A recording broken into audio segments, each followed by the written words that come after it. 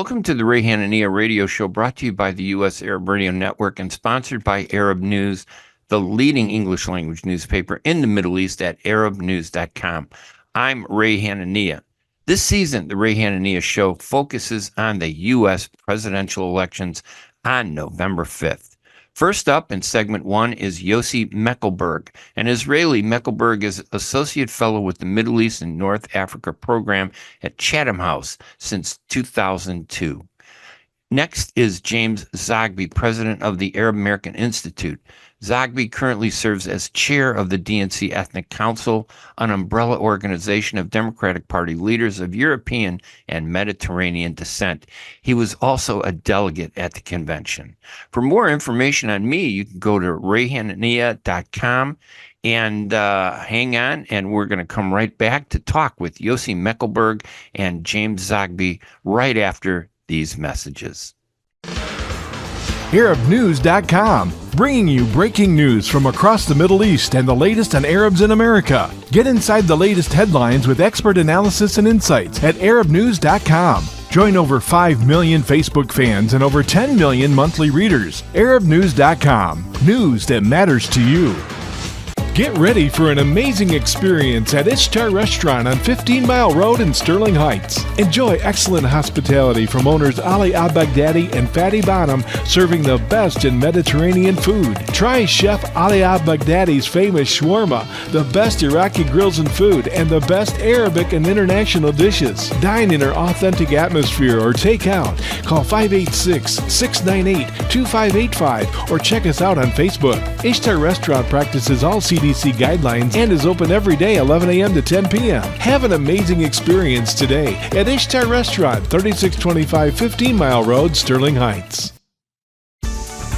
Life for Relief and Development has now been rated as one of the best charities for humanitarian aid. Life's humanitarian projects span the globe, and Life is celebrating its 30th anniversary of providing essential life-saving aid to people and communities in 36 countries, regardless of race, color, religion, or cultural background. Where there is life, there is hope. And when disaster occurs here or around the world, including being one of the first responders to the Turkey-Syria earthquake crisis, Life for Relief and Development rushes in to provide food, medical aid, and shelter to those in need. We are looking to help the earthquake victims, and we take 0% overhead on emergency donations. So please help improve these efforts. Learn more about our involvement to help the helpless and bring hope where it's needed most, and make your tax-deductible donation to Life for Relief and Development now at lifeusa.org or call 248-424-7493. That's 248-424-7493. As the weather gets colder, it's a good idea to layer up with scarves, hats, and mittens. Another layer of protection this season is to get your flu and COVID-19 vaccines. You can get both vaccines at the same time. Talk to your healthcare provider or learn more at michigan.gov/COVID-flu-RSV and layer up for some added peace of mind. A message from the Michigan Department of Health and Human Services. And welcome back, everybody, to the Ray Hanania Show. I'm Ray Hanania, of course. I want to welcome my next guest, somebody I've known for a long time. He's actually a colleague of mine at Arab News, a columnist there. He does a phenomenal job. I love reading his columns. Yossi Mekelberg. He's an associate fellow with the Middle East and North Africa Program at Chatham House since 2002. He was previously professor of international relations at Regents University, where he was head of the International Relations and Social Sciences program and the faculty lead on outreach projects. He had taught at Regents University since 1996, and before that at King's College in London. First of all, how's the weather in the UK, Yossi? How is everything over there? Good, I hope. It's not too bad when 22 degrees Celsius and a bit cloudy, but expect tomorrow because it's a bank holiday and usually it rains on a bank holiday weekend. It's a long weekend, so expect rain tomorrow. And the British are used to miserable weather, right? So you're not shocked when the world is miserable, are you, as British people? Yeah, I think we learn to ignore it.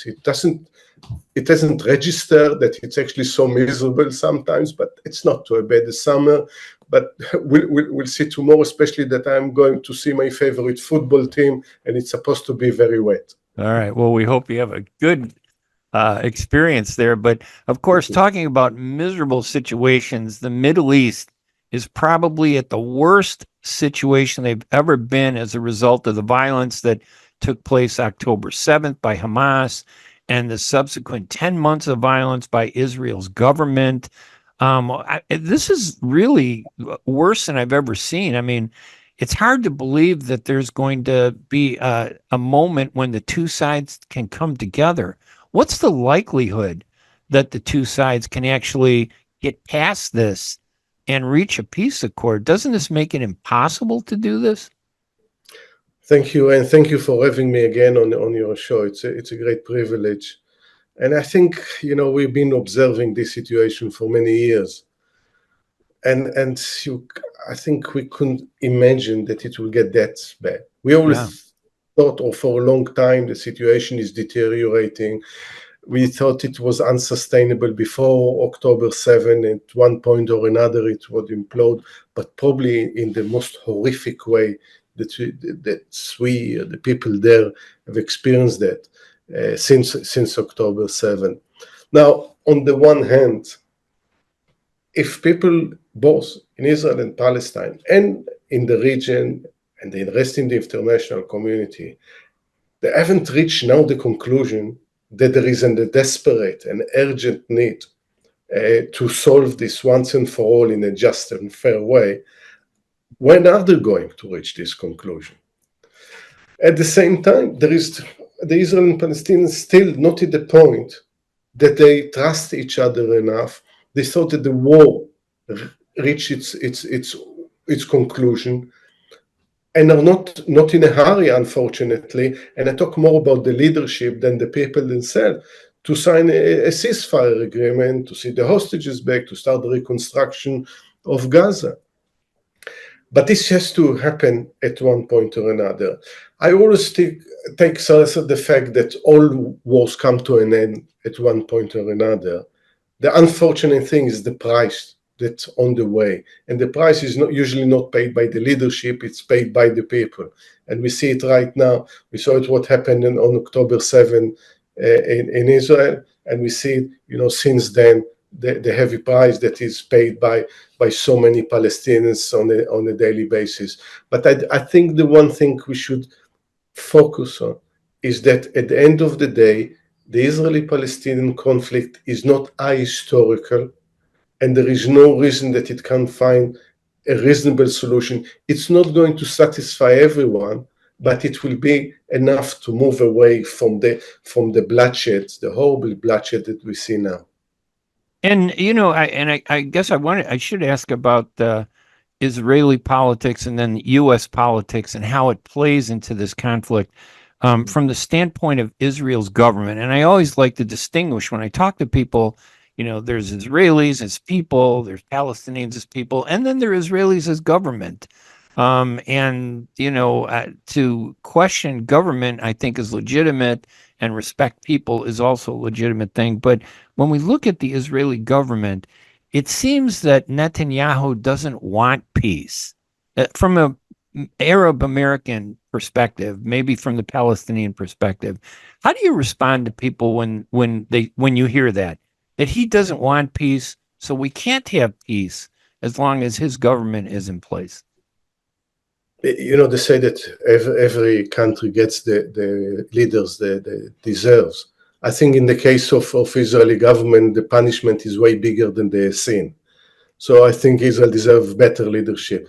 The only conclusion I can reach is Netanyahu is not interested in peace based on two-state solution, which, with all the faults and all the misgivings that one might have on a two-state solution, it's still the best alternative that exists, the best option. I think part of with Hamas and all the idea of siphoning money to Hamas and things like that, maintain the divisions among Palestinians between the Fatah and Hamas, the West Bank and Gaza, was all about derailing any idea of a two-state solution. So if this is the solution that can bring peace, I don't think Netanyahu is by any shape or form a supporter of it. But we have to remember that's what happened in the last almost 2 years now, since Netanyahu formed his last government, was under very specific condition. Under any other different circumstances, you would not have formed a coalition with the very far right. He's still not a supporter of a peace agreement, but won't be in the same coalition with the very far right. But because of his corruption trial, he would sit in government whoever is ready to share power with him. And they're far right. They've seen the opportunity here to advance their agenda. And that's where we are stuck in this situation, which also led to an attempt to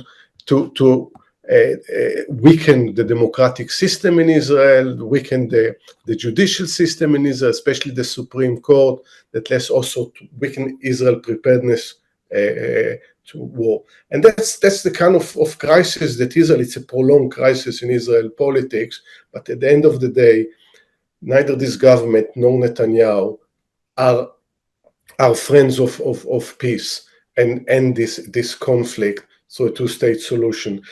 If at all, it's more a government that looks into the annexation of the West Bank, and some even talk about the occupation or reoccupation of Gaza and building settlements there. Yeah, that doesn't sound like a positive contribution towards peace. So it sounds like Netanyahu found himself in a bad situation 2 years ago, facing 3 corruption charges, decided to make a deal with the devil, which is the far right. But in order to do that, he had to give them everything they wanted, which was a complete rejection, not just in a political way, but in a hard way of peace and statehood for the Palestinians. He was ready to give everything because the situation that Netanyahu, he could have signed a plea bargain years ago. He didn't want to sign a plea bargain. Right. So he said the easiest way to derail is corruption trial for fraud, for bribery, for breach of trust, is by staying in power indefinitely.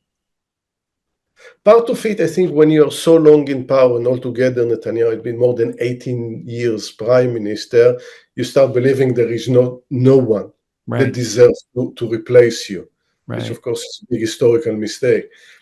But on the other hand, is the sense that he needs to be there to weaken the judiciary, prolong his trial almost indefinitely. The trial is already going now for 4 years. Then if it comes to a conclusion, there will be an appeal.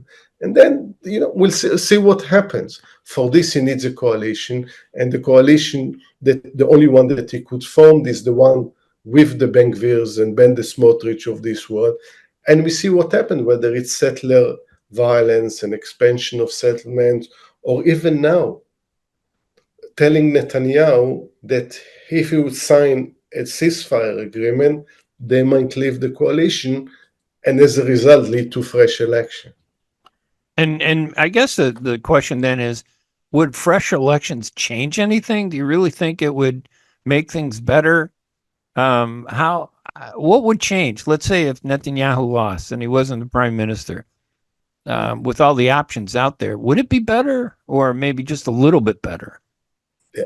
I think first, if 4, 5, 6 months ago, we thought that any election will bring the end of Netanyahu's career, even this is not that certain anymore. He's doing better and better. And that's the way, what we call the toxic machine that he is using against the military, against the opposition, against civil society. Everyone is to blame for what's happening but Netanyahu. So this is one thing. I think if at all, I look at Netanyahu as a bottleneck. It's not going to solve everything, but it will start a different process, a different conversation. Look, it's enough to see the vote in the Knesset recently, last month, in which 68 members of Knesset against 9 declare that they are opposed to a two-state solution, to the establishment of a Palestinian state. Even Yair Lapid, who as a prime minister from the podium of the United Nations General Assembly said that this is the only way forward, he left the chamber in order not to vote.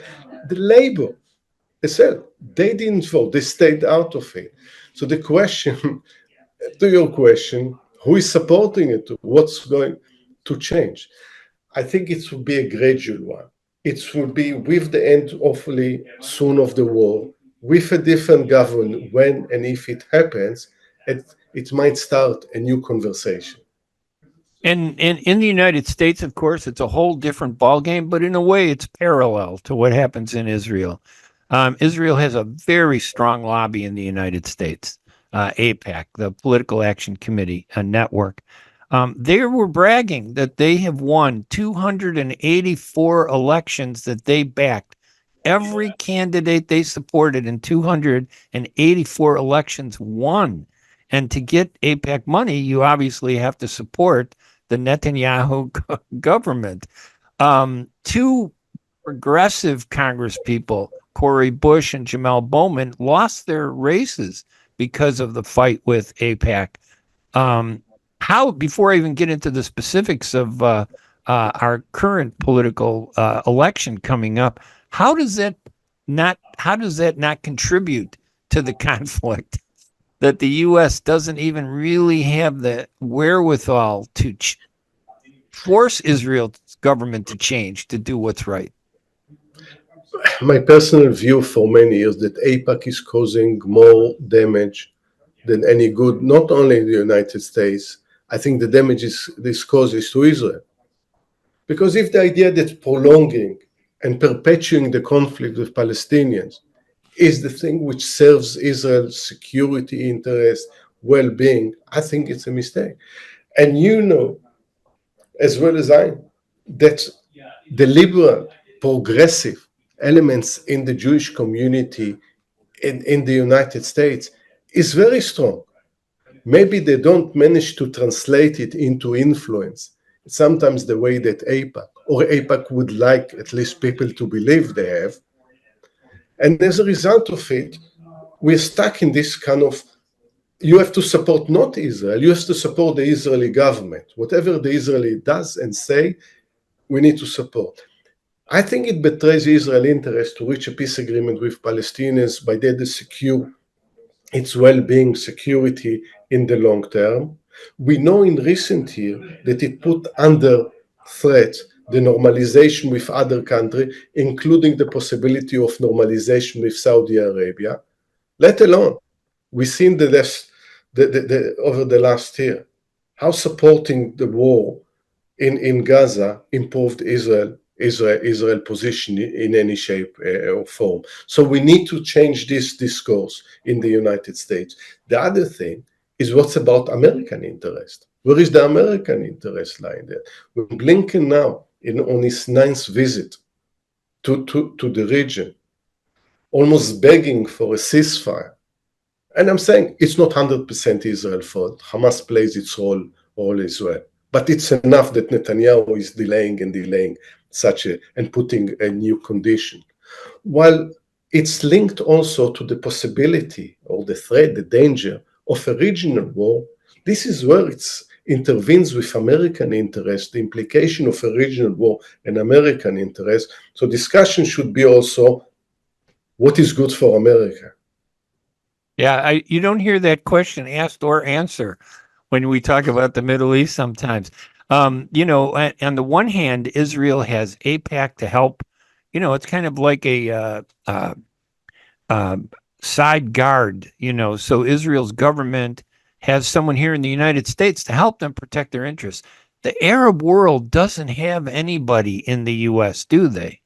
The Arab and Muslim community is disorganized. They're good people, don't get me wrong. I'm part of the community. I know all the leaders, but we have nothing that comes even close to the influence that Israel's government has here in the United States. How do is that part of the problem, that the Arab world and the Arab and Muslim Americans, we don't do enough to influence American politics? I must give credit to APAC. they set objectives and they manage to translate it into reality. That's Yeah. what you expect of a Yes. lobby. I may I not mean, agree with it, but they've done a great job with doing what they wanted to do, right? yeah. So the question, what those of us who think that actually they are causing damage, why not organized enough Right. and mobilize their resources in order to counter APAC? They have their agenda. They utilize their resources in a very effective way. So we look at those who are more progressive leaders, those who believe that you don't need to support Israeli government, whatever it does, support peace, support coexistence, support reconciliation, support Israel's security, support its well-being long term. And we have to admit, again, those forces have failed, and not only in the United States, in other places. The idea that connecting, linking between supporting Israel and perpetuating the conflict with the Palestinians, instead of reversing the conversation that long-term security and well-being is based on peace and based on normalization, that's all of those who support it, we have to admit we failed. When you look at now, of course, the United States is in a presidential election over the next 8 weeks or whatever. We'll have a new president, maybe. I'm not even sure if it'll even be decided because there's a third party that could take away some electoral college votes and force it into a battle in the House. There's a whole complex situation. But how important is the American election for president to peace in the Middle East? In other words, I know that you got to get Israelis and Palestinians to hug each other and say, okay, we need to stop this. But what's the role of the United States? How important is the American role in deciding what happens in that relation between Israelis and Palestinians? I think the United States is crucial. What I don't like sometimes when it comes to this discussion with Europeans, whenever I have discussion with officials from the European Union, they also say it's only the American, because I think the EU can play a part. I think the region can play a very important part. So just to look and say, there is only one peace broker. Right. That's not right, especially when one side doesn't really trust this peace broker. So I think we need a coalition of peace brokers. I think at the end of the day, Israel-Palestine peace is important American interest. But from domestic point of view, I know we are sometimes in the media, we are sometimes in academia, we are getting quite excited about international affairs. But when I look at surveys in the United States, most American people, they're going to the ballot box and they think about affordable and available healthcare. They will think about crime, the level of crimes. They think about the cost of living, the economy, employment, and probably foreign affairs, unless the American leadership can link between what happens in the world, that how it affects what happened domestically, this is not going to affect election. So we follow what we see sometimes in the streets. At the end of the day, I doubt how much it's going to affect how people vote in the ballot box. And when you look at the election between Kamala Harris and Donald Trump, do you really think it makes a difference which one wins? I mean, I think you made a good point that right now it's really the U.S. that's kind of running this relationship between Israeli and Palestinians. Maybe they need a coalition with Europe and other voices. I'm not sure the U.S. is going to allow that to happen, or even APAC will allow that to happen. But is there a difference? Can there be a difference in terms of who's elected, whether it's Trump is president or whether Kamala Harris is president? Do you have a sense in terms of which would lead us in a more positive direction, and how positive would it be? I must admit that I'm a bit in a denial about even the possibility of Trump's second term. So, but I think there is different. The thing about Trump is the unpredictability. You never know where you're going to get them, what you're going to get them. With Kamala Harris, it will be more predictable, and even if we don't always like what we are going to see. But I think if any new president will learn anything from history, they will see that there is a room, there is space for an American president to make a move. Jimmy Carter, as president, he used his power and an influence on Israel, and at the same time, it achieved peace, an historical peace with Egypt. Maybe the United States was not as involved in the early stage of the Oslo agreement, but definitely in the later stages. When the Bush administration, Bush the father, was upset with expanding settlements and decided to suspend the loan guarantees, it did so. So the idea that that AIPAC will, or anyone else will influence American presidents to do exactly what Israel wants, I think it's a myth that actually serves AIPAC. And breaking this myth can help a new president know there is an opportunity, especially considering what has happened in the last 10 and a half months and how it affected, how much time of the Secretary of State and the President has to be dedicated to dealing with an issue that is important, but it's amplified because it's regional and international implication. So I think it creates a space, especially in the first year, an opportunity to do something differently. Are they going to do that? Your guess is good as mine. And then final question, obviously, that, we still hope for a two-state solution seems to be the most sensible, common sense way to end the conflict.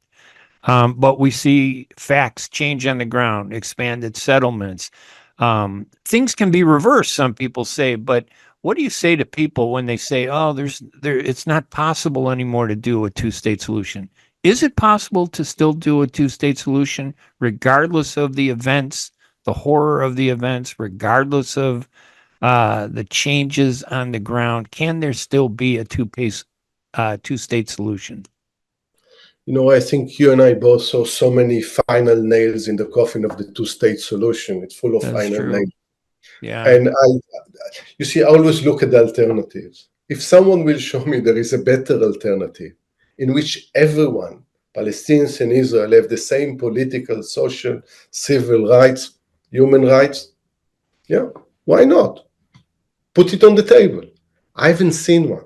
Now, the facts on the ground, and let's put it on the table. Expansion of settlements.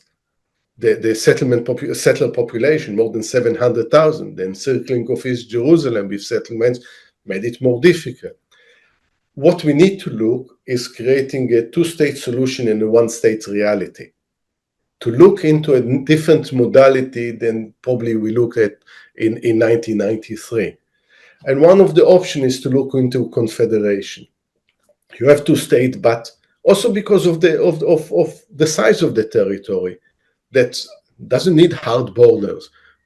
Need to think almost a kind of a EU style, that people can move from one side to the other freely. Look at Jerusalem as the capital of both, but no need for more walls. Actually, walls should come down. I mean the new one, not the old ones.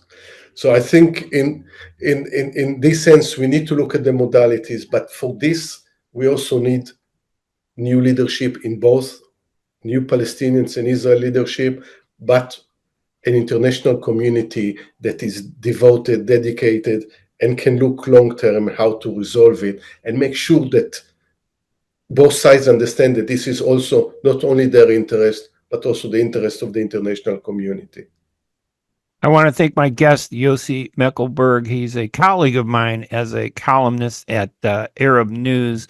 You should read his columns and analysis. They're very insightful.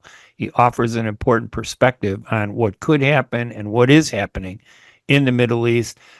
He's an associate fellow with Middle East and North Africa programs at Chatham House. And, we a guest on our show we always appreciate you being with us. Thank you, Yossi. Thank you so much. Thank you for having me. Always a pleasure. We'll talk later. ArabNews.com, bringing you breaking news from across the Middle East and the latest on Arabs in America. Get inside the latest headlines with expert analysis and insights at ArabNews.com. Join over 5 million Facebook fans and over 10 million monthly readers. ArabNews.com, news that matters to you. Hey, Michigan, let's think beyond the sink and learn where the water your family drinks every day comes from. Private wells and public water supplies allow homes across Michigan to draw water from different sources, like lakes, rivers, and groundwater. Tap into the facts about your home's water source and learn about your home's water quality to protect your family's health. Visit michigan.gov/care for MI drinking water. A message from the Michigan Department of Health and Human Services. Ziyad brand. Quality products from our family to yours. Ziyad Brothers Importing offers the finest quality products, including brands like Sultan, Kraft, Nestle, Hook, Rico Picon, Dana, and many more. Ask your retailer to carry these fine products because you deserve the very best. For more information, visit our website at www.ziyad.com. That's www.ziyad.com. Ziyad, quality products from our family to yours. And welcome back, everybody. I want to welcome our next guest, Jim Zogby, the president of the Arab American Institute. I don't think there's anyone who has done more to empower Arab American voter rights or champion the rights of Arab Americans more than Jim has over the years.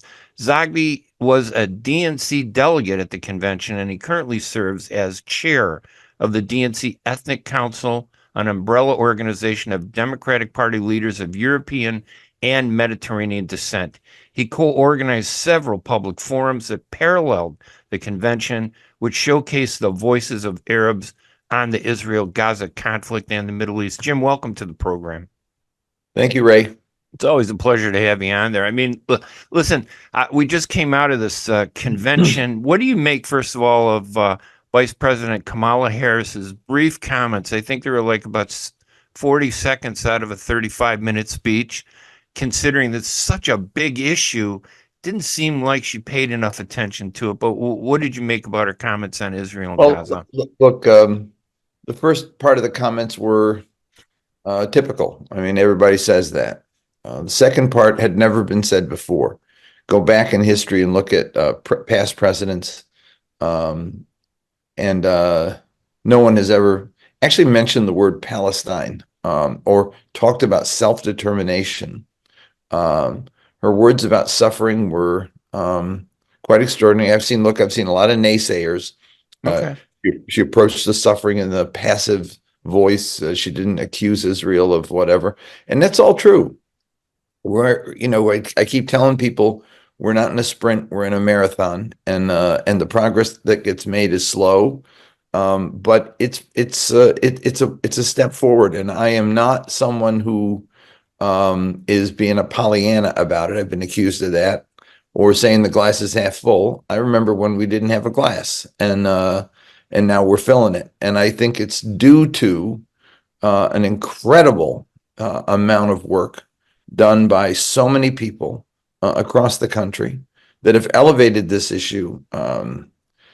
Look, there is a genocide unfolding. There's no question about it. But there have been these kinds of brutal assaults before. There was Lebanon in '82 with Israel, and there was the '67 war. There was lots of stuff that's happened to Palestinians and to Lebanese across the region. And this is the first candidate to actually make it an issue that they were going to talk about at all. That's the point. Never it's significant. So it's significant. I mean, I came out of the convention, I wrote an article saying Palestine won at the convention. Why did it win? Wow. It won because I've discovered in the movement, of all the movements, anti-war, civil rights, whatever movement we've had, that when you reach a certain threshold, even when you're ignored, you win. Even when you're shut aside, you win. Because they didn't let a Palestinian speak. Guess what happened? It became the news story for 2, 3, 4 days running. We still have people who the media didn't even know about last week are now featured on CNN, MSNBC, and all the other networks. They, I think the campaign made a strategic error, but what they did was they elevated Palestinian voices by denying them a voice. They elevated the voice. Right. That's consequential. Right. And then also, I mean, you and I understand American politics. A lot of times, politicians will go so far, and even though they may not go as far as we want them to go, an election takes place, and the fact that they even took those few steps becomes the foundation for more policy later. Is that how you see Harris? I mean, she did say some, I was glad she even mentioned it, given all the controversy. But do you see that happening with her moving I don't know. further? I don't know. A lot of it will depend on us. A lot of it will depend on whether the movement is sustained. I believe that it will be sustained, and I believe we can continue to put pressure. I know that they feel the pressure in the campaign. They were negotiating, and I was a part of those discussions for 4 days to meet the demands that we put forward. They did give us a panel that was an officially sanctioned panel that for the first time featured our voices, Palestinian voices. Look, the last time Palestine was talked about at a Democratic convention was 1988, and it was me. Right. And so when people say, you were there with Jesse Jackson, and the difference raise our voice. And the difference here is that when we did it in 88, it was a Jackson-powered movement. There was no candidate elevating this issue. This was done from the bottom up. This was done by people, Abbas Alawiya and Layla El-Abed, people that nobody even knew before, who earned their role on the center of this because they did incredible work and they strategically handled it so well. Even at the convention, the tactic they used to walk out and do a sit-in when the word came they weren't going to get a speaker, turned out to be a stroke of genius because what happened? Media followed them. We did 3 press conferences in the next 2 days that had literally everybody who could cover anything being there. And so it's part of the narrative now of this convention that Palestine was a centerpiece. Didn't bring the house down. But you say it's a win. It's a win. And Jesse Jackson taught me 2 things. One is when you get a win, embrace it. Don't turn your back. Don't sit on your laurels and think it's over. But when you get a win, embrace it and figure, how do we move it forward? The other lesson Jesse taught me was that don't ever quit, because if you quit, it's exactly what your enemies want. What they fear most is that you'll stay and fight. So you're basically saying to the Arab community, Palestine, it sounds like, is now the center, at least, of a major national discussion, even though they didn't allow Palestinians to speak during prime time on TV, during the convention. You did have a voice. It became an issue, and that's a positive. It became an issue because they denied a voice. Right. And so media came and talked to us in a way that they had not before. And the young woman in Georgia has been on every network, has been interviewed by everybody. Now, if they'd let her speak at the convention, people would have forgotten her name by now. But she's now in the center of the debate because they made a strategic boneheaded error. That's true. If they would have just let her talk, a lot of people would have just moved on to the next topic. Tell me the name of the Israeli family that spoke. You can't, because nobody remembers it. But people will remember that a Palestinian was not allowed to speak. Big deal. So that's the point. We're at a point in this discussion where we've crossed the threshold from being ignored to you can't ignore. And when you do ignore, you pay the price. We don't pay the price. So it's a question of, do we approach this as petulant teenagers who get, I'm mad, they didn't let anybody speak, whatever. Or do we approach it as serious political folk who say they blew it and we're taking advantage of their mistake? Do you think the Harris campaign, though, looks at it from that positive I perspective don't care in how this they look sense? at it. I don't care how they look at it. I know how I look at it, and I know what we did. And I know that there are people in the campaign that we've been talking to who could not believe that the decision came to not let us speak. So there were And people who supported it oh, then yeah, on the Democratic yeah, side. yeah, yeah. And I don't know where the decision came from, but wherever it came from was a boneheaded. I've been calling it an unforced error. They didn't have to do this. They did it. It was a mistake, and we benefited from their mistake. And when you talk to Arab voters around the country, because they have a significant vote in some of the swing states and in a few of the battleground states, what do you tell them? I mean, because you're right. I mean, a lot of people have said, "Oh my God, this is upset. I'm going to just forget it. I'm never going to be a Democrat again." What do you tell them? I mean, Walk I away and think I know. lose. Walk away and you lose. Stick around and fight, and you can win. And the other thing is, Jill Stein's not running in this election. Cornel West is not running in this election. It may not be the election you want, but it's the election you've got. And if we want people to support us, and we do, then we've got to support them. And yes, Kamala Harris may not be the best thing since sliced bread, but don't tell me that it can't get any worse if Donald Trump is president. Don't tell me it doesn't matter. It does matter. And it matters not only to us, but it matters to Black folk, Latino folk, Asian immigrants generally, poor people, the environment, women. And we have to be mature about this. They are embracing us right now. We cannot turn our back on the coalitions that brought us to this far. We have a responsibility back to them too. And for a lot of Black people in America, this is historic, having a woman of color run for president. We can't ignore that. We can't go into the Black church and say, she didn't say what we wanted her to say on Palestine, so we're dumping her and we're going to go with Cornel West. No, that's irresponsible. If we care about the people of Palestine, if we care about the people of Lebanon, if we care about the future of our children here in America, we have to make a very mature decision here. May not be perfect, but the issue is no longer us versus the establishment of the Democratic Party.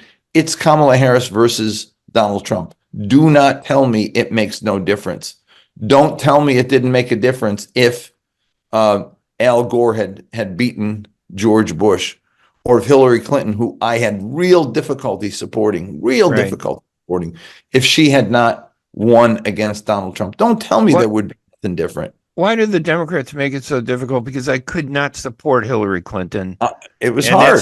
That opened the door to these past 8 years have been very rough. Yeah, very hard. She made it very hard. She was a terrible candidate, and I'm not fond of her in any way, shape, or form. But Donald Trump was a disaster as a person, as a president.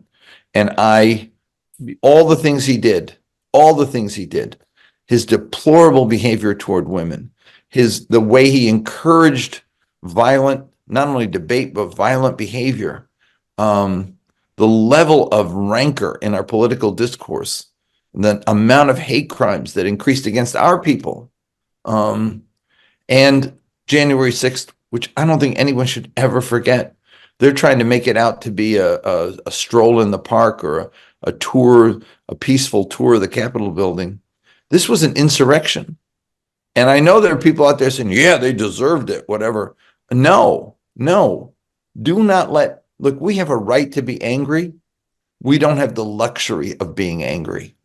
We have to think politically. Are we bystanders, you think, Arab Americans, to this political battle that's taking place between the right and the left?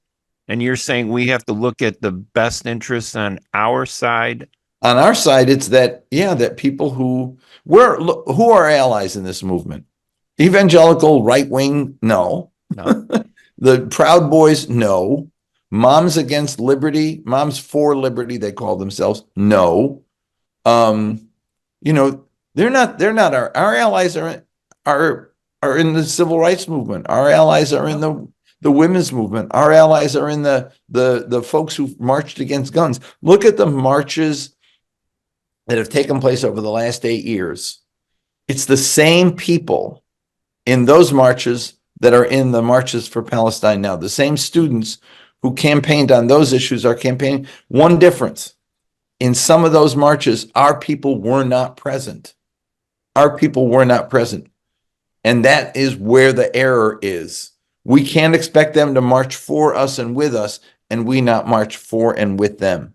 May not be perfect, may not be all that we want, but we build allies by being allies, not by saying we're just, we're right, you have to support us, but we don't give it about you. That's the difference here. And when you say, hey, okay, we can be angry, we can be emotional, we didn't get all that we wanted, but what we want is still in this one direction. And we have a chance to get it. Is it we need to work more to get it? Or is it just politics is that strange beast where you have to really understand it, and it is there for us to get? Politics is messy. It's not easy. You make choices sometimes that aren't the perfect ones you want, but there is no way to victory that is outside of politics. If there were, if locking ourselves in our room and throwing furniture around and mom and dad take that because if that was the way to change behavior, I'd say, fine, do it. If I'm so proud of the students who demonstrated, that's not going to bring victory. It's important that they did what they did and that they continue to do what they do. The campuses are not going to be quiet in the fall. Right. But if that isn't translated into politics that ultimately moves votes, that ultimately defeats some people, that ultimately wins for some other people, and that those who win say, I won because those people stood behind me. My generation, your generation, remembers Pete McCloskey. Pete McCloskey won his first election in 1967. A Marine colonel, Republican, ran against Shirley Temple and beat her on the issue of being opposed to the war in Vietnam. No Republican had ever done that before. And when he won that election, he came to Washington, and members of Congress were going, oh, geez, you mean you can lose on that election, that issue? And it actually had an impact on turning attitudes. Why do you think AIPAC puts $20 million into beating Jamal Bowman? Yeah. Why did they try to beat Cori Bush? Why are they? Because they know that if they lose elections, they're going to lose votes in Congress. They're going to lose support for Israel. So they're putting everything they've got into it. So our demonstrations are great. We got to win elections. We've got to defeat some of their people. And we're not going to defeat some of their people with Jill Stein. We're not. We're not going to win elections. Regardless of how nice she is and how much she may embrace nice our views. Person, whatever. Right. It's great. But that's not it. It's a joyride. You feel pure, you feel perfect, but at the end of the day, nothing happened. It doesn't mean that I'm not denouncing or criticizing her. I'm just saying, let's be relevant. Right. If we care about the people in Gaza, then let's figure out how do we strategically do something that makes a difference. And I want to go back to a point that you kind of touched on, and that is the Black community has done so much to support the Arab community. They have sacrificed so much. Cori Bush, Jamal Bowman, people have lost because they've spoken up for us in the Black community, correct? Mm-hmm. Don't we need to be loyal to them at a time when they feel this is an important election? Absolutely. And that's the key, is to think strategically and politically about where we go and not look. I hate to say this because I know people will take offense and say I'm being, patronizing, whatever, but there is a bit of infantile behavior here when people throw a tantrum. I'm not going to do this and blah, blah, blah, whatever. And the names I've been called by people who, I mean, you can call me names, call me a sellout, call me an establishment shill, You're not a sellout. Call me all that stuff, No, but I mean, people do that. Yeah, they say that. The point is that you tell me you tell me how we move toward freedom. Tell me how we move toward victory. And if you think, like I said, that being the angry teenager goes up to his room and starts shouting, screaming, and throwing furniture around is actually going to change behavior, change his parents' mind, fine. You can't show me how that works because it doesn't. It doesn't. What ultimately works is we got to win elections. We have to do the hard, awful work of getting out there, winning votes, proving ourselves to be effective in the political arena, because it's not perfect, it's not pure, but there is no victory outside of winning elections in this to change behavior and change politics. I mean, Donald Trump tried to do it by taking over the Congress. We're going to mobilize tens of thousands of people to storm the Capitol for Palestine. Yeah, that'll work well, won't it? I felt like when something happened when I was young, my dad would sit me down and say, "Listen, things aren't always perfect," and he kind of set my keel correct and would talk to me in a smart way. I feel like you just did the same thing that my dad did, and I wonder if the community needs this, and does the Democrats recognize that this is a powerful message that you just made, that not just benefits them, but benefits the Arab community in America, that we need to get past our anger and emotion and look at the bottom line. Do they recognize, what you're doing as being a tremendous asset? Because I hear them on both sides being scared or being worried, and should they leave I don't us? think they do, and my audience isn't them anyway. My audience is our community. My audience is our community. I don't give a damn what Jesse Jackson used to call the smart ass white boys, the consultant class who drive the campaign. I don't care what they think. What I care about is I want our people to be relevant in politics and use the leverage they've got to make a difference. And we have leverage, but you can have that leverage and move it in the wrong direction and get nowhere, or you can have that leverage and use it as Abbas Alawiya and Layla Al-Abed have done through the uncommitted movement. And listen to them carefully, and then listen to some of the others, and you'll see the difference. They have never wanted to steer those voters away from the political arena. They're not doing that. They were never part of Abandon Biden. They're not part of, Killer Kamala. They're not part of we're going to take our votes and stay home, or we're going to do Jill Stein. I mean, that's what some of the Arab groups have done. And frankly, it's irresponsible. It's irresponsible. They've always said we have to continue to use the leverage we have to push to change politics as it really is. I remember Julian Bond years ago, 1968 at the convention. He led the Georgia mixed delegation that had a black and white mixed delegation running against the official state party one that was all white. And first day of the convention, they won that battle. They won the battle for a mixed delegation.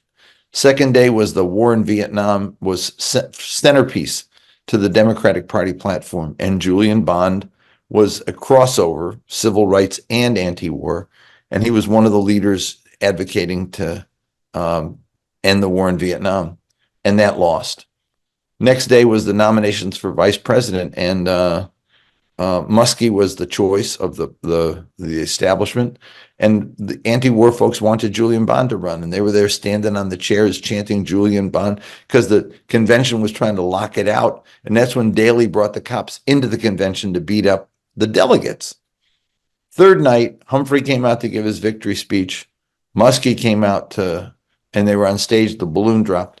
Behind the stage, Julian Bond comes walking out, gets in the middle of them and puts their hands up as a sign of unity.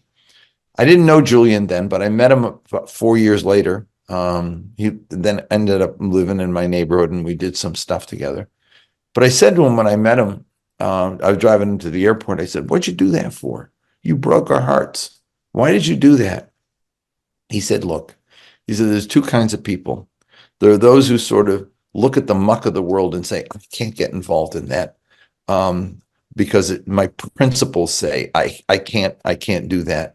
And so they sit high up in their pinnacle overlooking the political battle and say, it's not principled and I'm not getting involved. It's going to get worse and then it'll get better. And he said, and then there are those who say there's all that muck in the world and people are suffering. I got to get down in the trenches and make some ugly choices and difficult decisions because I got to try to make it a little bit better. He said, I have to be with that school, not the other school. And he said, so at that point, the election was no longer Julian Bond versus Hubert Humphrey, but it was Hubert Humphrey versus Richard Nixon. I had to make a choice, and that was the choice, the only choice I could make. And that's how I feel now. It's like you might not like it, may not be perfect. You might have wanted to have Jesse Jackson as the president. You might have wanted to have Cornel West as he's not the candidate. They're not the candidate. The candidate right now is Kamala Harris. And frankly, what she said, no presidential candidate has ever said at a convention before. She even mentioned the word, even if she just said Palestine. I remember in '88 when I wanted to introduce the plank for Palestinian rights, Madeleine Albright said, if you even say the P word at the convention, all hell will break loose. Couldn't say the P word. I went out and said it. Wow. The last time it was said was 36 years ago. And this time it was said by the candidate for president of the United States. Jim, take the win. Take the win. You've had an impact on me. I got to tell you, it really has. I want to thank my guest, Jim Zogby. Like I said, this guy knows American politics better than anybody in our community. Jim, I so appreciate you joining us today. Thank you. And Ray, I so appreciate you. You're a good guy. Oh, okay. ArabNews.com, bringing you breaking news from across the Middle East and the latest on Arabs in America. Get inside the latest headlines with expert analysis and insights at ArabNews.com. Join over 5 million Facebook fans and over 10 million monthly readers. ArabNews.com, news that matters to you. With more than 30,000 successful in vitro fertilizations, IVF Michigan is now ranked as one of America's best fertility clinics according to Newsweek magazine. IVF Michigan fertility centers are the recognized leaders in high-quality fertility care. With locations in Bloomfield Hills and 9 other cities in Michigan and Ohio, IVF has experts in all aspects of the field. A founding member, American board-certified Dr. Nicholas Shama, is one of the leading reproductive endocrinologists in Michigan and Ohio. He has performed over 20,000 successful IVF cases, and it's helped thousands of couples fulfill their dreams of parenthood.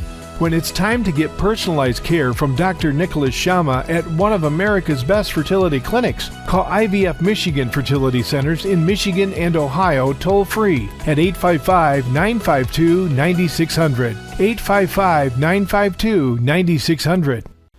At Top Rehab Physical Therapy Clinic in Dearborn, we provide effective physical therapy sessions in order to limit pain and discomfort. Top Rehab provides physical therapy care for any diagnosis prescribed by a physician, and we regularly see and treat conditions such as stroke, TMJ, fibromyalgia, sciatica, joint pain, and more. We use a variety of pain management methods, including modalities, soft tissue mobilization, and therapeutic exercise. If you're in need of physical rehabilitation or physical therapy, get the highest quality health care at Top Rehab. Most insurance is accepted, and we're open Monday, Wednesday, and Friday 8 to 6, Tuesday and Thursday 8 to 5, and Saturday 10 till 2. Call for an appointment today at 313-846-0555. That's 313-846-0555. Choose Top Rehab Physical Therapy Clinic on Michigan Avenue in Dearborn. Life's too short to be in pain.